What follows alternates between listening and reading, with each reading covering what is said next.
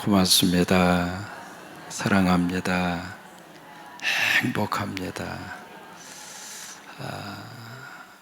오늘 말씀의 제목을 한번 따라서 하시겠습니다. 날마다 짐을 져주시는 하나님. 그렇게 믿어지십니까?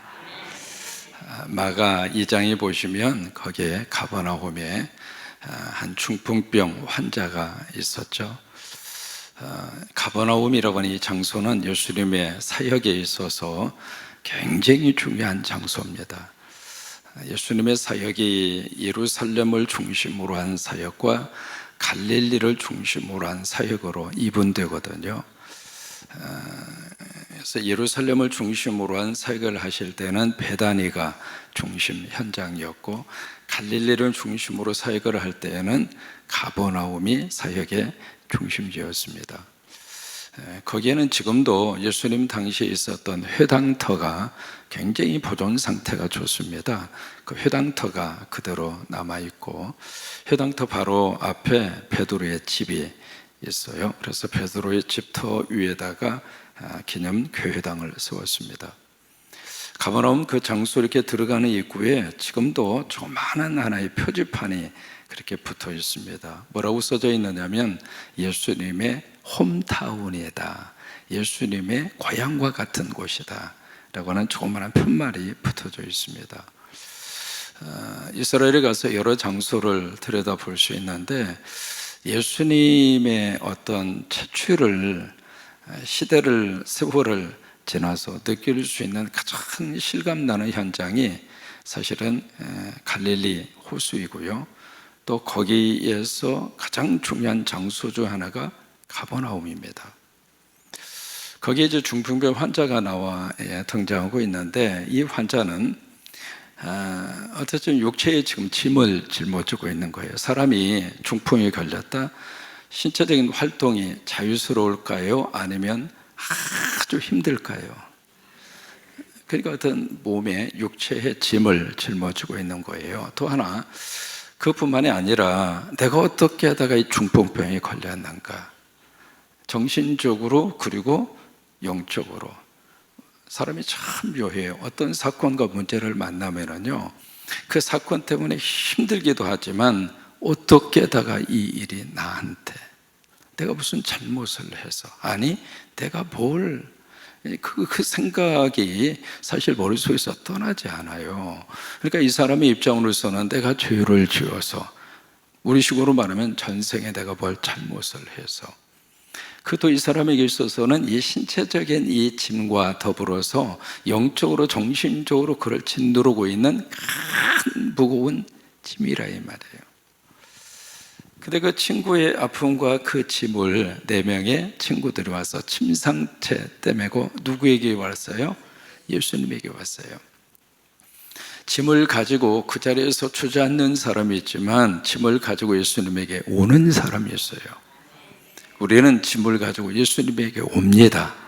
새벽에도 오고 저녁에도 오고 철야로 오고 금식으로 오고 기도로 오고 작정기도로 짐을 가지고 예수님에게 와요. 와서 보니까 사람이 너무 많습니다. 들어갈 여력이 없습니다. 그 사람들이 뭘 하죠? 지붕을 뜯어버려요. 지붕을 뜯어버리고 거기에서 침상을 4명이 균형을 맞추어서 누구 앞으로 내려놓습니까? 예수님 앞으로 내려놓습니다. 그 사람들은 지금 오직 한 가지밖에는 머릿속에 없어요. 다른 사람이 얼마나 주위가 산만해질까, 뭐 먼지도 많이 날 거 아니겠어요? 근데 그런 것보다는 지금 이 무거운 짐을 짊어지고 있는 이 친구의 문제를 예수님이 해결해 주시기를 바라는 간절함 밖에는 없어요. 뭔가 내가 간절함이 있으면은요, 오직 주님밖에 안 보입니다. 왜요? 지금 다른 데 신경 쓸 여력이 없어요. 아니, 다른 말이 귀에 안 들어옵니다. 그래서 침상채 이렇게 내려놓는데 그 다음 예수님이 참 귀한 말씀이 마가 2장에 기록이 되어 있습니다. 주께서, 따라서 한번 하실까요? 저들의 믿음을 보시고, 거기에 저들의 믿음이에요.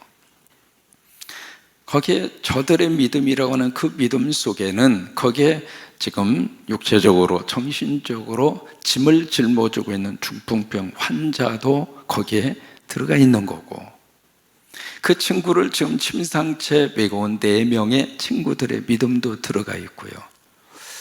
믿음은요, 눈에 보이지 않습니다. 그러나 믿음은 행동합니다. 그게 믿음이에요.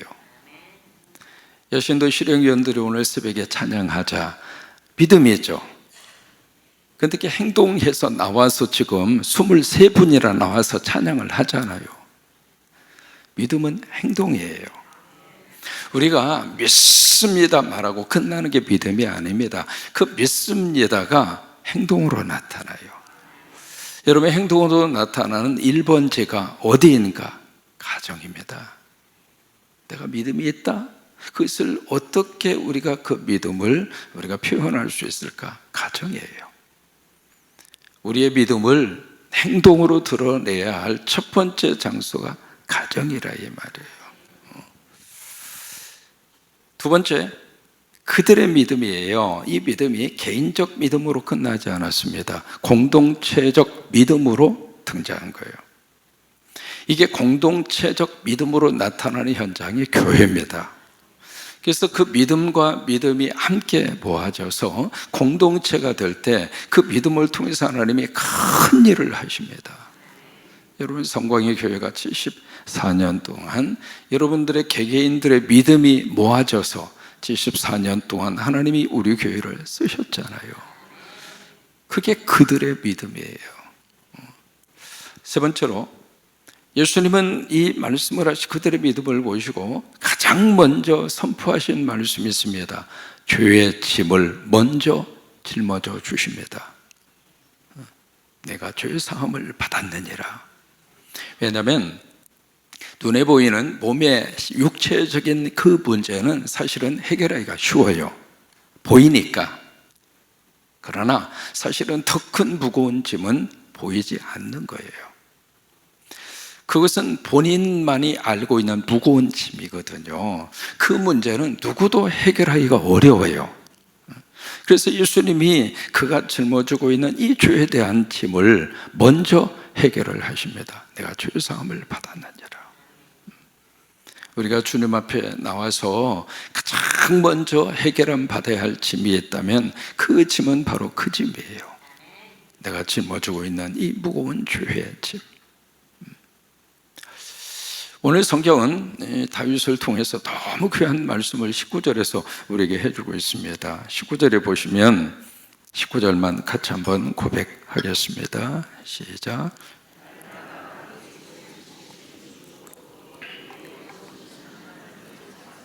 네. 자, 여기에 우리의 짐을 짊어져 주시는데 어떻게 해요? 특별한 날만 짊어져 주시는 분이 아니고, 어쩌다가 짊어져 주시는 분이 아니고, 가끔 하나님이 기분 내키면 짐을 져주시는 분이 아니라 어떻게? 날마다.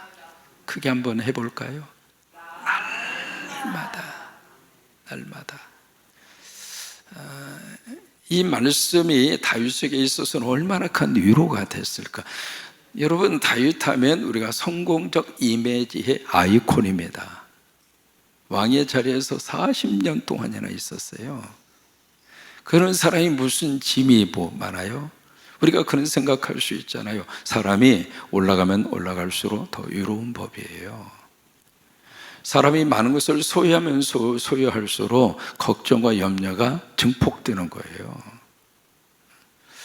그러니까 여기에 다윗의 입장으로서는 자기가 짊어지고 있는 이 짐을 참 버거워할 정도로 무거운 짐을 짊어지고 있는데, 이 짐을 날마다 그 짐을 져주신다 이 말이에요. 이스라엘 백성들이 광야에 살면서 뭘 먹고 살았느냐면 만나를 먹고 살았습니다. 여러분, 만나를 이틀에 한 번씩 내려줬나요? 일주일에 한 번씩 줬나요? 날마다 줬어요. 날마다 새벽마다 줬어요. 우리가 새벽마다 만나를 먹기 위해서 아버지의 집에 옵니다. 영적인 만나를 먹고 은혜의 만나를 먹고 말씀의 만나를 먹고 그 만나를 먹고 육체는 좀 힘들지 몰라도 영적으로 우리가 이 만나를 먹고 나면 하루를 힘있게 살고 오늘 하루도 주님 앞에서 은혜로 살고 그래서 우리가 매일매일마다 날마다 때로는 날마다 이 새벽의 제단을 쌓는 것이 사실은 참 쉬운 일이죠.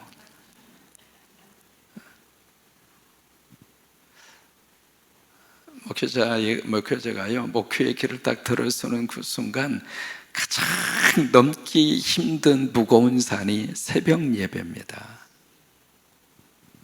어쩌다 한두 번 하는 거야 뭐 할 수가 있겠죠. 그게 선택이 아니거든요. 날마다 해야 된다. 그런데 지나놓고 나니까 날마다 그 새벽에 제단을 쌓았던 그 새벽의 영성이 결국 나를 지켜주고 삶의 현장을 지켜주고 그러니까 하나님이 날마다 새벽마다 만나를 주셨어요. 아니 하나님 능력이 있으니까 열흘치 한꺼번에 주고 쌓아놓은 다음에 9일은 좀 편히 쉬었다가 그렇게 좀 먹게 해주면 얼마나 좋아. 근데 하나님은 우리를 알아요. 날마다 안 주면 날마다 안 일어나거든. 그것도 새벽에 주어야 새벽에 나간다고 하는 것을 아시거든요. 그래서 날마다 새벽마다 하나님이 만나를 그렇게 주셨어요. 여러분 이게 날마다 하나님이 우리를 돌봐주시는 하나님의 축복이에요.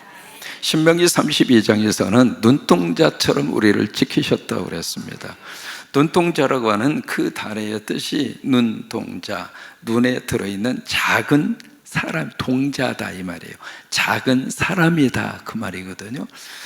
사람이 이렇게 보면은요, 그 사람을 보인다. 그 이야기는 그 사람이 내 동자 속에 들어와 있어요. 그래서 눈동자라고 그런 거예요. 그래서 하나님이 우리를 지켜주시는데 날마다 매일 매 순간마다 눈 속에 들어있는 작은 사람처럼 나를 본능적으로 지켜주시고 즉각적으로 보호를 해주시고 그게 날마다 우리의 짐을 져주시는 하나님. 여기 져준다고 하는 이 말은요 함께 짊어진다 그 말이에요.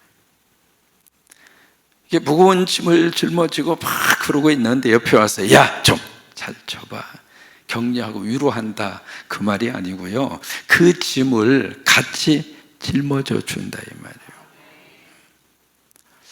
마태복음 11장 28절 말씀 여러분 기억하시죠? 수고하고 무거운 짐진 자들아 다 내게로 오라 내가 너희를 편히 쉬게 하리라.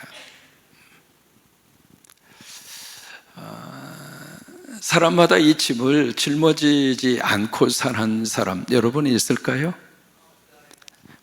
모든 사람들은 이 무거운 수고와 이 짐이라고 하는 이 짐을 한 사람도 여기서부터 자유함과 여기서부터 어떤 수고와 짐이 없는 인생을 살고 있는 사람이 사실은 한 사람도 없어요. 모두가 다 그 짐을 짊어지고 살아요. 그런데 그 짐이 사실은 나를 살린다고 하는 것을 여러분 기억하십니까? 새는요 양쪽에 날개가 하나가 아니라 몇 개예요? 2개입니다. 아니 그 2개를 그 새가 연약한 몸에다가 붙어가지고 그 날개를 짊어지고 다닌다는 게 쉬운 일이 아니잖아요. 그런데 그 새는요 양쪽에 2 날개의 짐 때문에 하늘을 날아갈 수 있어요. 그중에 짐이 너무 힘드니까 한쪽 날개를 띄어버리고 한쪽만 달고 다니면 편할 것 같죠? 아니에요. 그 짐이 있으니까 새는 하늘을 날아갈 수 있어요. 각자 나름대로 우리 삶에 짐이 나를 힘들게 하고 나를 참 어렵게 하죠. 그런데 그 짐이 내 영성을 살리고 그 짐이 우리 가정을 지켜주고 있고 그 짐이 나를 하나님의 사람으로 살아가게 만든다고 하는 거예요. 미국의 대통령 가운데 루즈벨트라고 하는 대통령이 있습니다. 이 대통령은 시력이 아주 안 좋았어요. 그래서 이분은 안경을 2개씩 가지고 다녔거든요. 지금이야 안경이 아주 가볍습니다. 안경 테도 그러고요. 또 하나 안경집도 굉장히 가벼워요. 근데 1900년도 초에 안경은요, 안경집이 강철로 되어져 있었다고 그래요. 강철로, 안경집만. 거기다 안경도 얼마나 투박하고 안경 자체도 무거운지 말이죠. 근데 이분이 이 안경을 2개씩 들고 다니기 때문에 이 강철로 되어져 있는 안경집을 꼭 이 양쪽 안주머니에다가 그렇게 넣고 이제 다니게 됐잖아요. 근데 이분이 1912년 10월 12일입니다. 위스콘신 주라고 하는 거기에 밀워키라고 하는 곳에서 유세를 합니다. 그래서 원고를 들고 거기서 안경을 쓰고 유세를 하는데 한 젊은 청년이 권총으로 이 루즈벨트의 가슴을 쏩니다. 그 총알이 가슴에 정통으로 박혔습니다. 박혔는데 루즈벨트가 살았습니다. 어떻게 살았는가?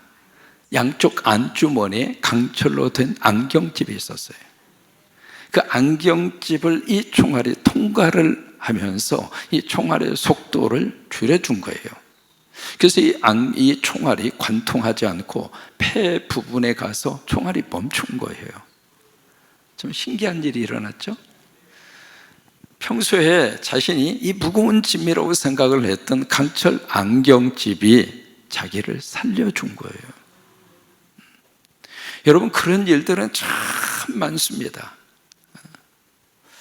그러니까 내 삶에 참 무겁고 힘든 그 짐을 우리들이 그 때문에 고생도 하고, 그 때문에 속아내도 하고, 그 때문에 눈물도 흘리고, 그래서 나를 너무너무 힘들게 하는 그런 짐이 있어서 나를 괴롭게 하기도 하지만 그 짐이 나로 하여금 하나님의 귀한 은혜를 입게 하고 나로 하여금 하나님의 복을 받게 하는 통로가 되기도 하고, 그래서 루즈벨트는 그 강철 안경제 때문에 자기의 생명을 건진 거예요.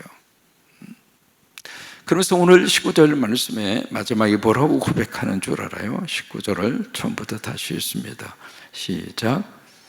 날마다 우리 짐을 지시는 주 곧 우리의 구원이신 하나님을 찬송하리로다. 아멘. 선교사님이 아프리카 지역에 선교를 해요. 한 번은 큰 강을 가로지르게 됐습니다. 원주민이 선교사님에게, 선교사님 그냥 건너시면 안 돼요. 아니 왜 강을 건너는데 왜 그냥 안 건너요? 아니에요. 그러면서 그 옆에 돌멩이를 하나 큰 그렇게 집어서 선교사님에게 안겨주는 거예요. 이것 가지고 가라고. 아니 혼자 건너기도 힘든데 무슨 놈의 돌멩이를 안고 가야 되느냐. 아니라고, 가지고 가야 된다고. 그래서 선교사님이 원주민이 가르치는 대로 무거운 돌멩이를 가슴으로 끌어안고, 원주민들을 봤더니 어떤 사람은 머리에 이고 가는 사람, 어떤 사람은 가슴에 끌어안고 가는 사람, 어떤 사람은 어깨에 짊어지고 가는 사람, 모두가 다 큰 돌멩이를 다 가지고 강을 건너요. 이분이 강을 저렇게 건너가다가 가운데쯤 가서 그 삶의 지혜를 배운 거예요. 이게 강물이 급류가 막 흐르다 보니까 물살이 얼마나 센지 몰라요. 이게 만약에 돌멩이를 내가 끌어안지 않았다면 그 물살이 휩쓸려서 아마 강에 떠내려갔을 거예요. 근데 이게 무거운 돌멩이를 안고 있으니까 이 돌멩이의 무게 때문에 그 급류에 휩쓸리지 않고 강을 건넌 거예요. 내가 지금 안고 있는 이 돌멩이가 나를 힘들게 하지만 무겁지만은 그것 때문에 급류에 휩쓸리지 않고, 죄의 급류에 휩쓸리지 않고, 죄악의 급류에 휩쓸리지 않고, 그래서 우리가 새벽에 나와 있는 거예요. 여러분, 기도 제목을 안겨준 문제에 대해서 감사하세요. 그래서 이게 마지막 결론이 그 하나님을 찬송하리로다. 왜 우리가 하나님을 찬송하는가? 날마다 짐을 져주시니까. 날마다 우리의 짐을 져주시는 하나님, 그 하나님을 찬송한다고 하는 거예요. 여러분, 감사는 은혜를 주신 것에 대해서 우리가 감사해. 내가 받은 은혜에 대해서 감사하는 게 감사이고요, 찬송은 그 은혜를 베풀어 주신 하나님을 높여 드리는 게 찬송이에요. 그래서 바로 그 하나님을 찬송하리로다 그래요. 호프만이라고 하는 목사님이 계셨어요.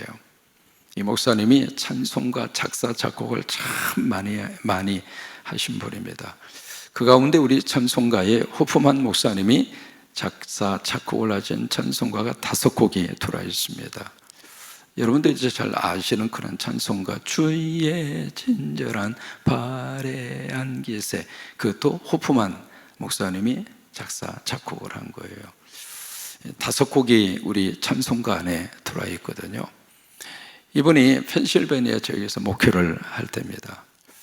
어느 교인이 급하게 신방 요청을 해서 달려가서 이제 보니까 거기에 있는 그 상황 자체가 얼마나 마음이 아픈지. 여자 성도인데 여자 성도가 목사님을 보자 막 끌어안고 절규를 하면서 그래요. 목사님, 어떻게 해야 돼요? 어떻게 해야 돼요? 그러니까 목사님이 다른 할 말이 없는 거예요. 여러분, 사람이 이렇게 말을 한다는 이야기는 여유가 있을 때 말을 하는 거예요. 근데 상황이 기가 막히면 사실은 할 말도 없는 거예요. 그래서 이제 같이 이제 아파하면서 딱 한마디 합니다. 예수님에게 아뢰읍시다. 예수님에게 아뢰읍시다. 그리고 이제 집으로 왔거든요. 집으로 왔는데 집에 와서도 계속 그게 머릿속에서 떠나지 않는 거예요. 예수님에게 아뢰자. 예수님에게 아뢰자. 그래서 이제 그렇게 말을 하고 묵상하고 있는데 그때에 하나님이 주신 찬송가 가사가 떠오르는 거예요. 그 찬송가 가사로 만들어진 찬송가가 337장이에요. 여러분 한번 펼쳐보세요. 337장. 호프만 목사님이 작사 작곡을 한 곡이거든요. 거기에 보시면 내 모든 시험 무거운 짐을 주 예수 앞에 어떻게 해요? 아뢰며 근심에 쌓인 날 돌아보사 내 근심 모두 맡으시네. 무거운 짐을 나 홀로 지고 견디다 못해 쓰러질 때 불쌍히 여겨 구원해 주리 은혜의 주님 오직 예수. 우리말은 이렇게 번역이 되어 있습니다. 그런데 영어의 이 찬송가 가사를 보시면 그렇게 되어 있어요. 내가 must, 해야만 한다. tell, 말한다. Jesus, 예수님에게. 그 가사가 4번 반복됩니다. 이게 원래 호프만 목사님이 쓴 가사의 내용이에요. 내가 must tell Jesus. 예수님에게 나는 말해야만 해. 나는 예수님에게 말을 해야 해. 나는 예수님에게 말을 해야만 해야 해. 이 내용이 후렴 부분도 가사가 그렇게 되어 있어요. 내가 무거운 짐을 짊어지고 나홀로 쓰러질 때 그때 무거운 짐에 짓눌려서 낑낑대고 있을 것이 아니라 그것을 예수님에게 말을 해야 한다 이 말이에요. 예수님에게 말을 하면 예수님은 그래, 너 그 짐 알아서 져. 네가 만들어낸 거잖아. 네가 감당해. 그런 분이 아니라 예수님이 오셔서 그 짐을 함께 져주신다 이 말이에요. 그 짐을 같이 짊어져 주신다 이 말이에요. 여러분, 백지장도 맞들면 낫잖아요. 요즘에 젊은 친구들은 목사님 백지장 맞들면 찢어져요 그러더라고. 아무리 가벼운 것이라 할지라도 같이 이렇게 거들어 주면 가벼운 거예요. 그런 것처럼 우리가 무거운 짐을 예수님에게 와서 말씀을 드리면 예수님이 그 무거운 짐을 져주신다 이 말이에요. 그 예수님의 은혜 앞에서 저와 여러분이 살 수 있게 되기를 바랍니다. 포항제철을 일으켜 세운 사람이 박태준 회장이잖아요. 참 대한민국에서 잘 나가던 분이었잖아요. 뭐가 부족해요? 여러분, 잘 나가는 사람의 특징이 있습니다. 하나님이 안중이 없습니다. 왜? 하나님 없이도 살 수 있는데요. 그랬던 분이에요. 그런데 여러분, 모든 일들이 자기가 원하는 대로 승승장구하게 형통합니까? 이분이 정치적인 회오리 바람에 들어갔습니다. 어느 날 높은 자리에서 완전히 밑으로 나락으로 추락합니다. 정치계의 이 파도라고 하는 것은 올려주기도 하지만 나락으로 추락시키기도 하잖아요. 그래서 이분이 완전히 정치계에서 이렇게 퇴출을 당한 다음에 속에서 얼마나 배신과 이 분노 뭐 그런 것들이 마음에 꽉 차서 병이 걸렸어요.